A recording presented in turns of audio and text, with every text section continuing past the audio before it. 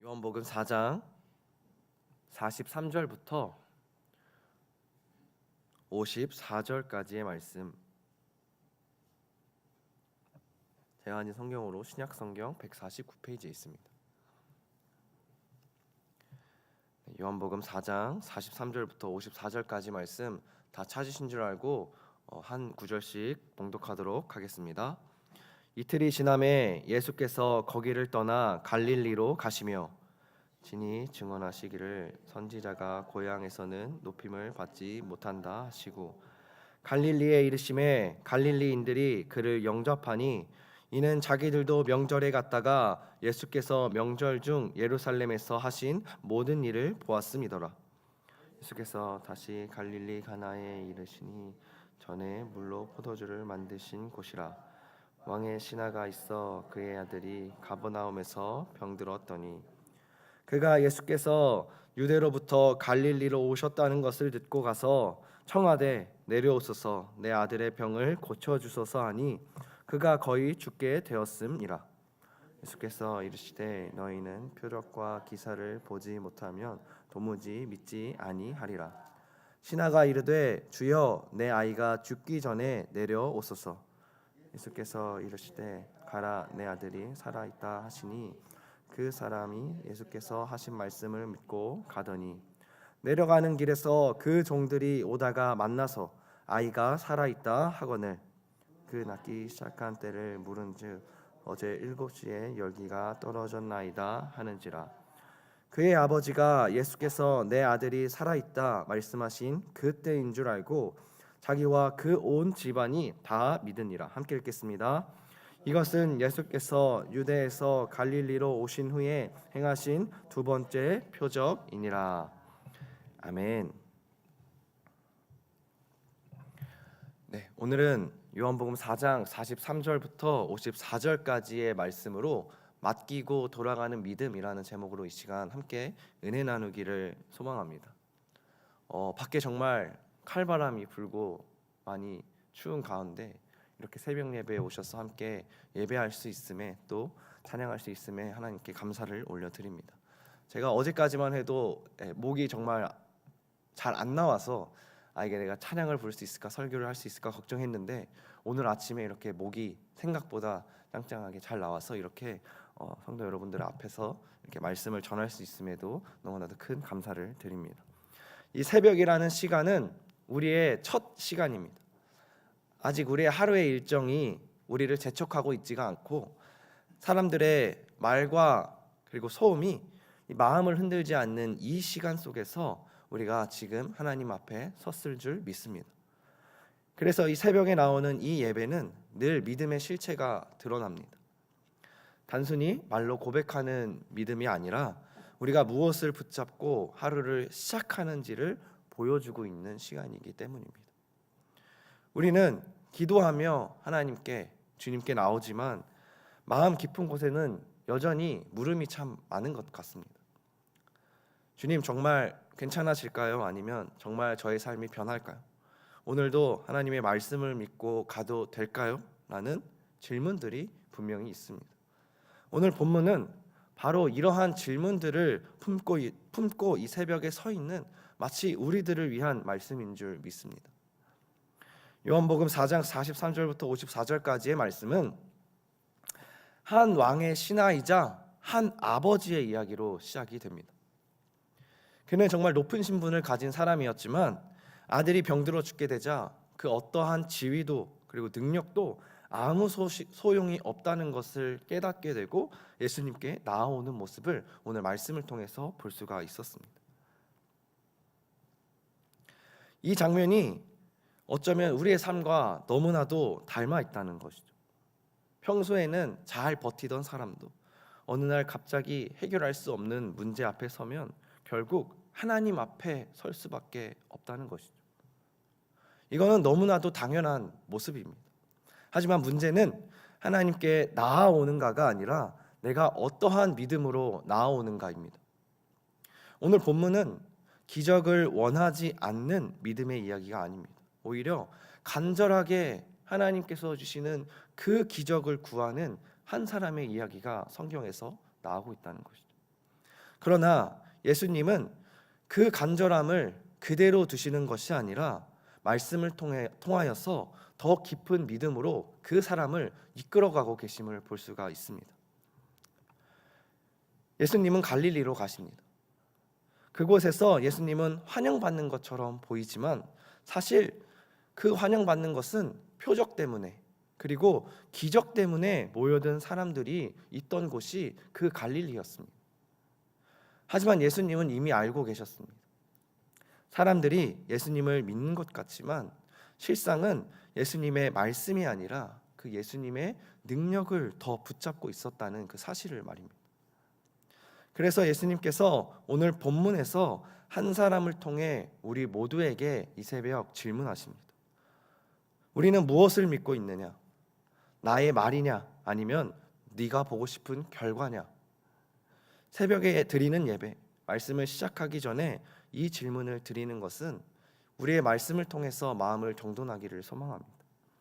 아직 우리의 삶에 아무것도 해결된 것이 없고 상황은 그대로인데, 그럼에도 불구하고 우리가 이 새벽 주님의 앞에 말씀을 붙잡고 일상 앞으로 내려갈 수 있느냐, 이것이 그 믿음의, 오늘 말씀에서 보여주는 그 믿음의 본질이라는 것이죠. 오늘 본문 43절에서 45절의 말씀을 보면 이렇게 말씀하고 있습니다. 함께 읽어보도록 하겠습니다. 이틀이 지남에 예수께서 거기를 떠나 갈릴리로 가시며 친히 증언하시기를 선지자가 고향에서는 높임을 받지 못한다 하시고, 갈릴리에 이르심에 갈릴리인들이 그를 영접하니 이는 자기들도 명절에 갔다가 예수께서 명절 중 예루살렘에서 하신 모든 일을 보았음이더라. 예수님께서 사마리아에서 이틀을 보내신 후에 갈릴리로 가셨다라고 기록합니다. 그런데 요한은 이 장면에 굳이 한 가지의 설명을 덧붙입니다. 예수께서 친히 증언하시되 선지자가 고향에서는 존경을 받지 못한다 하시고 라고 말씀하십니다. 이 말씀은 마태복음 13장 53절에서 57절까지의 말씀에 조금 더 자세히 나와 있음을 볼 수가 있겠습니다. 함께 읽어보겠습니다. 예수께서 이 모든 비유를 마치신 후에 그곳을 떠나서 고향으로 돌아가사 그들의 회당에서 가르치시니 그들이 놀라 이르되 이 사람의 이 지혜와 이런 능력이 어디서 났느냐? 이는 그 목수의 아들이 아니냐? 그 어머니는 마리아, 그 형제들은 야고보, 요셉, 시몬, 유다라 하지 않느냐? 그 누이들은 다 우리와 함께 있지 아니하냐? 그런즉 이 사람의 이 모든 것이 어디서 났느냐 하고.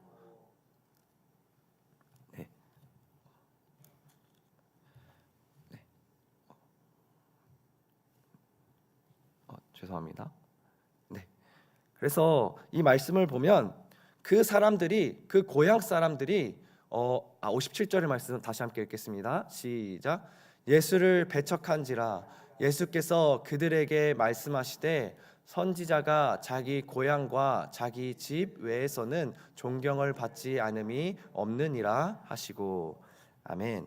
이 말씀은 곧 이 고향 사람들은 그의 아버지, 어머니, 우리가 다 함께 있는 곳에서 자랐고 그가 자랐고 먹고 컸는데 이 모든 것이 어디서 났느냐라고 의심을 하고 있는 것이죠. 사람들은 그 이상의 믿음은 없었다는 것입니다. 내가 이 사람을 어렸을 때부터 쭉 봐와서 아는데 이 사람은 결코 이 동네에서 이렇게 자랄 수 없다라고 확신하는 것입니다. 저도 이제 가끔 중학교 친구들과 고등학교 친구들을 만나는데, 물론 제가 중학교 때, 고등학교 때 장난꾸러기여서 그런 걸 수도 있겠지만, 제가 전도사라는 이야기를 들으면 항상 친구들이 하는 말이 너가 전도사야? 너가 전도사라고? 라고 하는 친구들이 가끔 또 몇 명 있습니다. 그것은 왜 그러냐면 너무 어렸을 때부터 잘 알고 있는 사람이 뭔가 뜻밖의 일을 한다면 그것은 오히려 의심이 될 수도 있고 오히려 물음이 될 수도 있다는 것입니다. 오늘 주시는 이 말씀도 그런 느낌입니다. 하지만 그 문제가 바로 그 잘 아는 것, 그 알미였습니다. 내가 잘 안다고 생각했기 때문에 자신의 생각의 틀 안에서 더 이상 성장할 수가 없어. 우리 동네에서는 이러한 선지자가 난리가 없어 라고 그 사람의 낮고 낮은 지식의 한계 때문에 믿음으로 나아가지 못하는 그 자리가 된 것입니다. 분명 우리의 삶에 이 말씀에서 주시는 익숙함은 분명히 은혜의 통로가 되기도 합니다. 하지만 동시에 우리의 믿음을 가로막는 가장 큰 장애물이 되기도 한다는 것이죠. 하지만 말씀을 보면 갈릴리의 사람들은 예수님을 환영했습니다. 본문에는 갈릴리 사람들이 예수를 영접하니라고 기록되어 있습니다. 이게 말씀으로 보면, 겉으로 보면 굉장히 좋은 반응입니다. 분명 예수님께서는 선지자가 고향에서 높임을 받지 못한다고 말씀하셨는데 말이죠. 하지만 이유가 곧 이어서 말씀을 통해 설명되고 있다는 것이죠. 이는 자기들도 명절에 갔다가 예수께서 명절 중에 행하신 모든 일을 보았습니다. 그들이 예수님을 영접한 이유는 단순히 예수님의 말씀 때문이 아니라 예수님이 행하신 즉 표적과 기적 때문이었다는 것이죠. 예수님을 믿은 것이 아니라 그 예수님의 표적을 나의 삶에 기대하게 된 것입니다. 말씀에 순종하기 위해서가 아니라 무언가를 얻기 위해서 예수님을 맞이하고 있었다는 것이죠. 그래서 예수님은 그 자리를 잘 알고 계심에도 불구하고 일부러 그 갈릴리 안으로 더욱더 깊이 들어가십니다. 그 믿음이 없는 곳을 피하지 않으시고 오히려 그 믿음을 바로 세우기 위해서 들어가신다는 것이죠. 이 장면은 우리의 신앙생활과도 너무 닮아 있습니다. 우리는 오랫동안 교회를 다녔고 말씀을 많이 들었고 예배 순서에도 너무나도 익숙합니다. 그래서 때로는 예배를 드리면서도 마음 깊은 곳에서는 우리가 오늘은 어떠한 말씀을 주실까가 아니라 오늘은 어떠한 도움을 주실까, 어떠한 위로가 있을까 이렇게 생각할 때가 있다는 것이죠. 우리는 예수님을 존경한다 말하지만 실제로는 예수님을 주인으로 모시기보다 나의 필요를 채우기 위해 모시는 분으로 모실 때가 많습니다. 바로 이 지점에서 예수님은 우리에게 질문하고 흔드시고 말씀을 통해서 깨닫게 하신다는 것이죠. 믿음을 무너뜨리기 위해서가 아니라 더 깊은 자리로 우리를 이끌어 가시기 위해서입니다.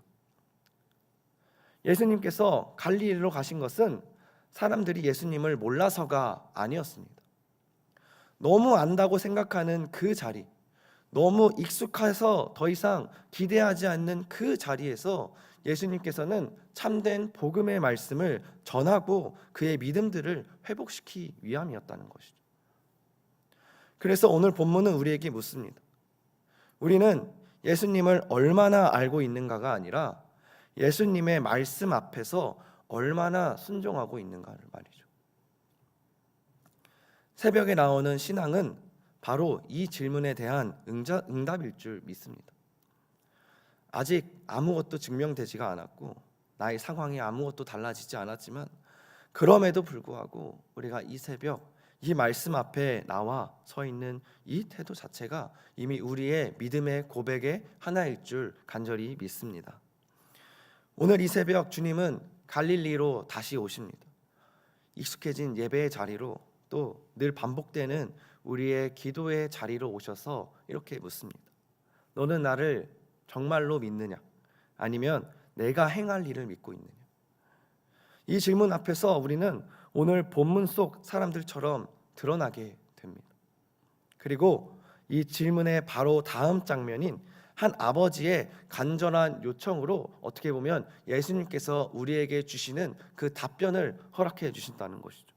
그 요청 속에서 예수님은 또 한 번 우리의 믿음을 말씀으로 세워 가십니다. 이 시간 46절과 47절의 말씀을 함께 보도록 하겠습니다. 함께 읽겠습니다. 예수께서 다시 갈릴리 가나에 이르시니 전에 물로 포도주를 만드신 곳이라. 왕의 신하가 있어 그의 아들이 가버나움에서 병들었더니 그가 예수께서 유대로부터 갈릴리로 오셨다는 것을 듣고 가서 청하되 내려오셔서 내 아들의 병을 고쳐 주소서 하니 그가 거의 죽게 되었음이라.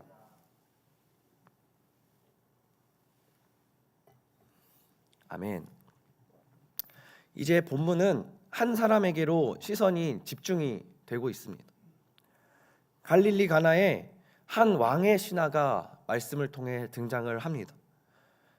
그 왕의 신하는 예수님께서 유대로부터 갈릴리로 오셨다는 소식을 듣고 가나까지 찾아온 사람입니다. 가버나움에서 이 가나까지의 거리는 결코 적지 않은 거리입니다. 약 34km 정도라고 이야기를 하는데, 그리고 거리로 보나 신분으로 보나 이 왕의 신하 곧 엔티스 바실리코스 즉 왕에게 속한 사람이라고 표현이 되는데 그는 고위관이었습니다. 그렇게 굳이 직접 움직이지 않아도 될 사람이었지만 그의 아들의 병 앞에서 모든 체면을 내려놓고 예수님 앞에 나아오는 모습을 볼 수가 있습니다. 본문은 그의 상황을 간단하지만 분명하게 전합니다. 그의 아들이 병들어 죽게 되었더라. 이 한 문장 안에서는 정말 아버지의 절박함과 무력함이 모두 담겨 있는 듯합니다. 더 이상 손 쓸 수 없게 되었을 때 결국 우리는 하나님 앞에 설 수밖에 없다는 그 사실을 오늘 이 장면을 통해서 보여줍니다. 그렇게 그 아버지는 예수님께 이렇게 간청합니다. 내려오셔서 내 아들을 고쳐주소서. 이 말에는 분명한 믿음이 있습니다. 예수님이 나의 아들을 고칠 수 있다는 믿음, 예수님께 나아오면 희망이 있다라는 그 믿음이 분명히 있다는 것이죠. 그러나 동시에 이 믿음에는 한계 또한 있습니다. 예수님이 직접 내려오셔야지만, 아이를 직접 보셔야지만, 그리고 지금 당장 고쳐주셔야 한다는 조건이 붙어 있다는 것이죠. 이 사람은 예수님의 능력을 믿었지만 예수님께서 말씀하시는 그 말씀 자체를 온전히 신뢰하고 있지는 못하였습니다. 이것이 오늘 본문이 말하는 믿음의 출발점입니다. 이때 예수님께서는 오히려 뜻밖의 말씀을 하십니다. 이후 48절의 말씀을 함께 읽어보도록 하겠습니다. 예수께서 이르시되 너희는 표적과 기사를 보지 못하면 도무지 믿지 아니하리라.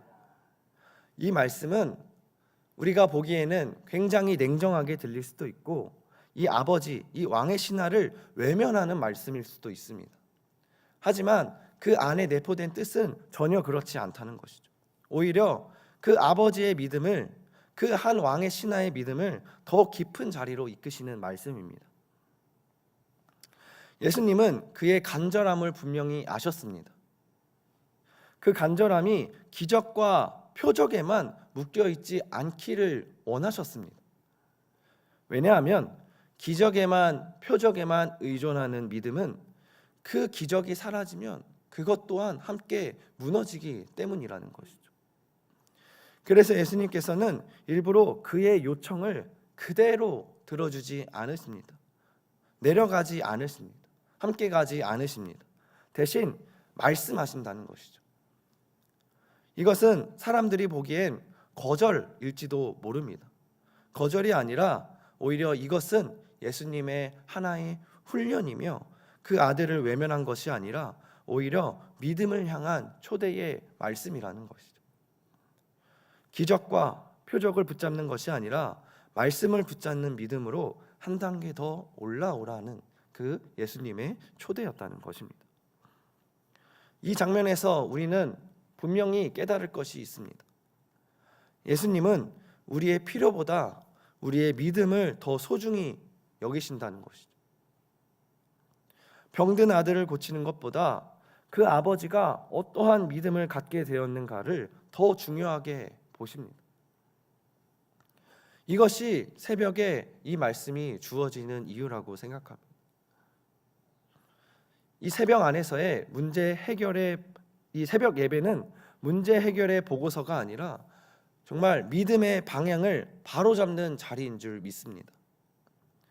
아직 문제가 해결되지 않았음에도 불구하고 여전히 예수님 앞에 머무는 이 아버지의 모습은 바로 다음 장면에서 완전하게 새로운 믿음으로 전환될 준비가 되어 있는 모습을 볼 수가 있습니다. 예수님은 그 사람을 밀어내지 않으시고 그가 말씀을 믿는 자리로 설 수 있도록 조용하게 분명하게 그를 이끄신다는 것이죠. 이제 본문은 결정적인 전환점을 맞이합니다. 예수님은 더 이상 설명하지 않으시고 더 이상 질문도 하지 않으시고 아주 짧고 분명하게 말씀하십니다. 시간 51절의 말씀, 죄송합니다. 49절과 50절의 말씀 함께 읽겠습니다.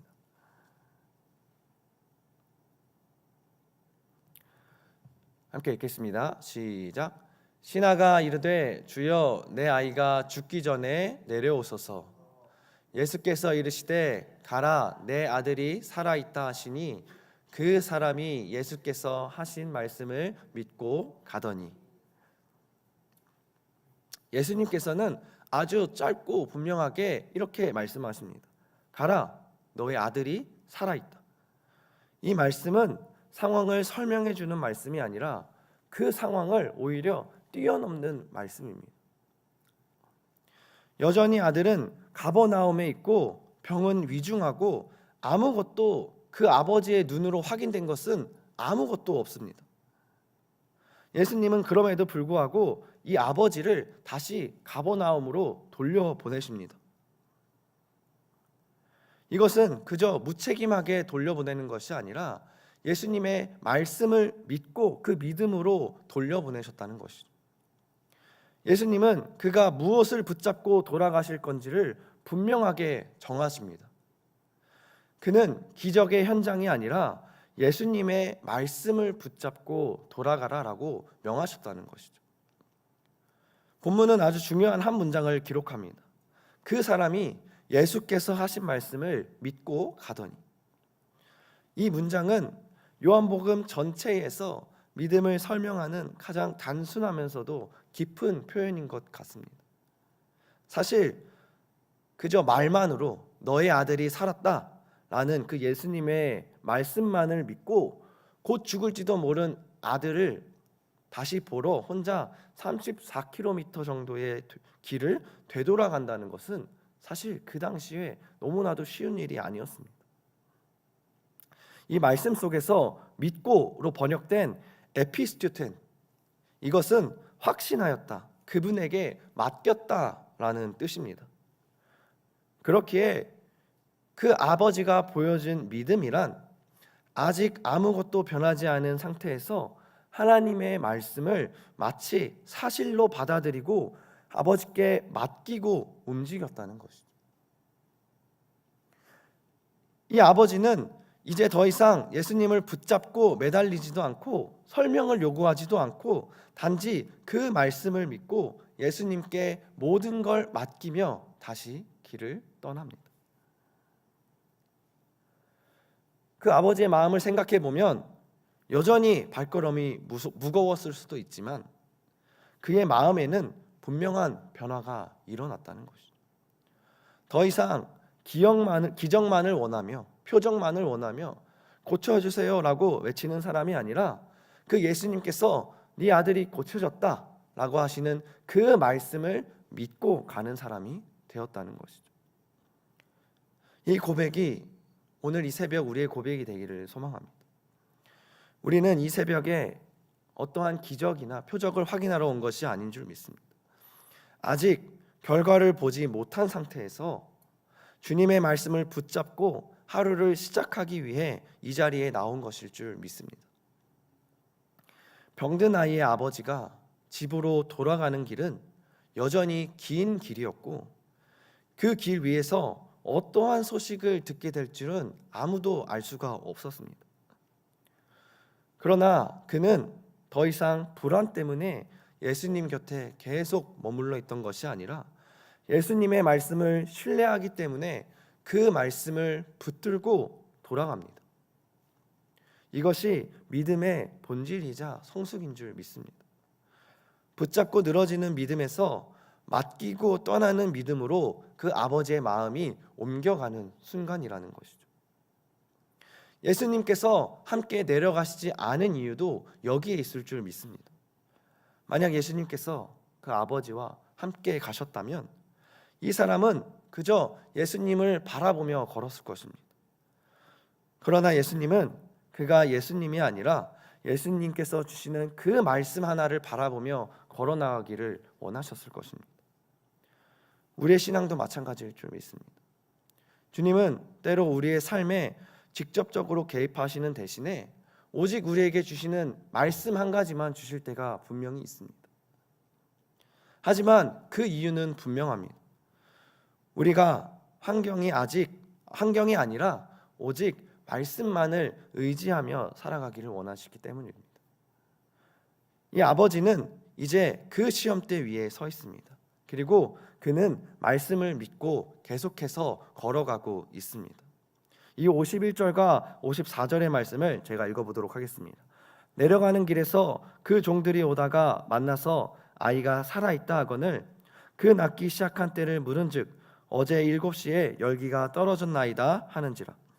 그의 아버지가 예수께서 내 아들이 살아있다 말씀하신 그때인 줄 알고 자기와 그 온 집안이 다 믿으니라. 이것은 예수께서 유대에서 갈릴리로 오신 후에 행하신 두 번째 표적이니라.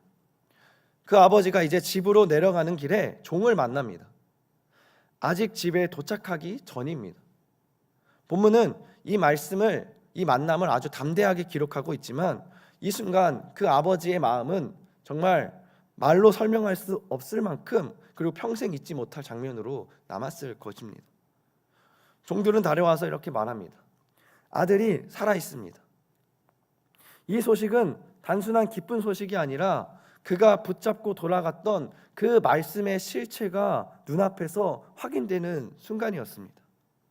그리고 아버지는 이렇게 묻습니다. 언제 낳았느냐? 그는 기쁨에만 머무는 것이 아니라 하나님 말씀과 예수님의 말씀과 그 일이 연결되었는지를 확인하고 있다는 것이죠. 믿음은 그저 기쁨과 그리고 이 마음속에서 나오는 감정으로 끝나는 것이 아니라 이 말씀을 기준으로 다시 정리가 됩니다. 이후 종들은 말합니다. 어제 7시에 열기가 떨어졌나이다. 바로 그때가 예수님께서 내 아들이 살아있다라고 말씀하신 그 시각이었다는 것이죠. 우리는 이 장면에서 아주 중요한 순서를 봅니다. 예수님은 먼저 말씀하셨고 그리고 그 다음에 역사가 일어났습니다. 그리고 그 역사는 우연처럼 보이지만 그 우연이 우연처럼 보이지 않도록 그 시간까지 완벽하게 맞물려 드러났다는 것이죠. 이는 하나님께서 우리의 삶 속에서 일하실 때 단순히 우리의 문제의 해결에서만 그치는 것이 아니라 그 일이 말씀의 결과임을 확실하게 알게 하여 주신다는 것입니다.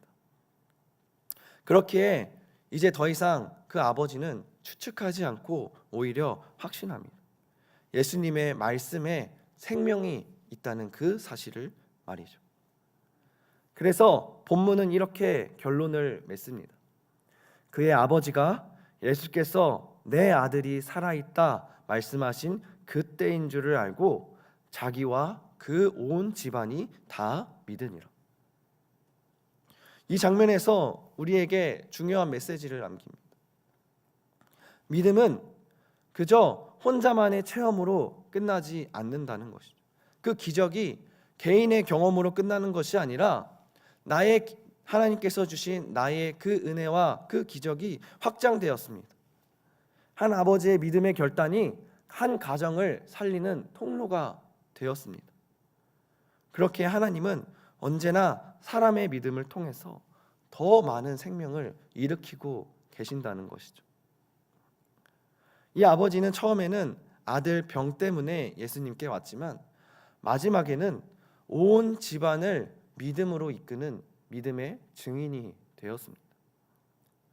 그렇기에 예수님께서는 단지 병을 고치신 것이 아니라 한 가정의 믿음의 기초를 세우셨다는 것이죠. 그래서 요한은 이 사건을 두 번째 표적이라고 기록합니다.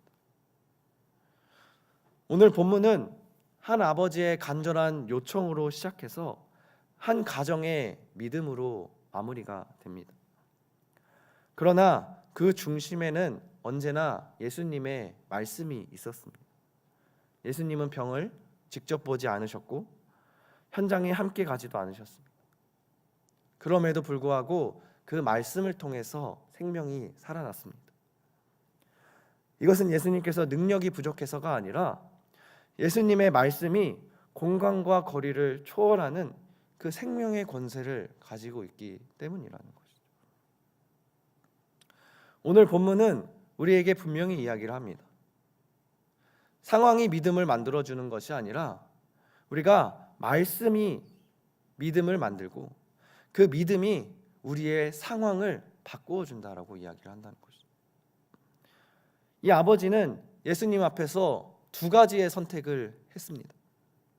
처음에는 내려와 달라고 예수님께 요청하였고, 두 번째는 말씀을 붙잡고 돌아가는 선택을 했습니다. 우리가 기억해야 할 것은 이 두 가지의 선택 사이에 있는 믿음의 성장입니다. 붙잡고 매달리는 믿음에서 맡기고 돌아가는 믿음으로 옮겨간 것입니다. 그리고 바로 이 지점이 오늘 이 새벽 우리가 서야 할 자리인 줄 믿습니다. 말씀을 맺겠습니다. 우리는 이 새벽에 섰습니다. 우리는 이 자리가 말씀을 통해 우리의 응답을 확인하는 자리가 아니라 응답을 하나님께 맡기고 돌아가는 자리가 되기를 소망합니다. 그 아버지가 집으로 내려가는 길은 기적을 확인하러, 정말 예수님께서 나의 아들을 정말 살리셨나? 그것을 확인하러 가는 길이 아니라 말씀을 신뢰하며 주님께 맡기고 순종하는 길이었습니다. 우리도 하루를 시작하는 이 새벽 각자의 삶의 자리로 내려갑니다. 직장으로, 가정으로, 반복되는 일상으로 돌아갑니다. 그러나 오늘 말씀을 통해 우리는 이전과는 다르게 내려가기를 소망합니다. 상황을 붙잡고 가는 사람이 아니라 정말 주님께서 주시는 그 말씀을 붙잡고 가는 사람이 되기를 소망합니다. 하나님은 우리의 믿음을 통해 역사하실 뿐만이 아니라 그 믿음을 통해 또 다른 사람을 살리십니다. 한 사람의 믿음이 온 집안을 믿게 하고 그 한 가정을 살렸듯이 이 새벽 드리는 우리의 믿음의 결단이 우리의 가정과 우리의 공동체를 살리는 통로가 되기를 소망합니다. 우리가 붙잡는 말씀이 기도가 지금 당장은 확인될 수가 없고 계속 미뤄지는 것만 같아도 우리가 하나님께서 주시는 그 말씀을 붙잡고 하나님께 맡기고 돌아가는 믿음을 가지고 나아간다면 하나님께서 주시는 그 은혜가 우리의 삶 속에서 조금씩 확인될 것이고 그것을 경험한 우리들은 하나님을 증거하는 고백이 될 줄 믿습니다. 이것이 오늘 말씀에서 이야기하는 주님께 모든 걸 맡기고 내려가는 그 믿음의 길이며 표적이 가리키는 참된 목적인 줄 알기를 이 시간 간절히 소망하고 또 기도합니다.